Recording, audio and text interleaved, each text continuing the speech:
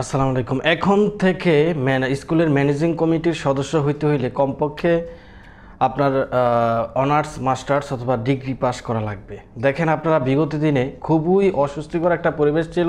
যে কেমন ছিল, আপনি একজন মাস্টার্স অনার্স পাস করা একজন লোক, সেই লোক আপনি একজন টিচার অবস্থায় আছেন, টিচারগিরি করতেছেন। সেই সময় একজন 8 পাস অর্থাৎ বিদ্যালয়ে কোনো সময় পড়াশোনা করে নেই, সে ম্যানেজিং কমিটির সদস্য। আপনি স্কুলে ঢোকার পরে ওনাকে বড় করে একটা সালাম দিতে হয়, ওনাকে সম্মানসূচক ওনার সাথে ব্যবহার করতে হয়।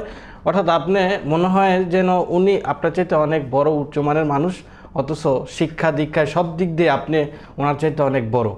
তো এরকম একটা অবস্থা সিচুয়েশন ছিল। বর্তমানে সে সম্পূর্ণভাবে এটা বাদ করে দিতেছে বর্তমান প্রধান উপদেষ্টা।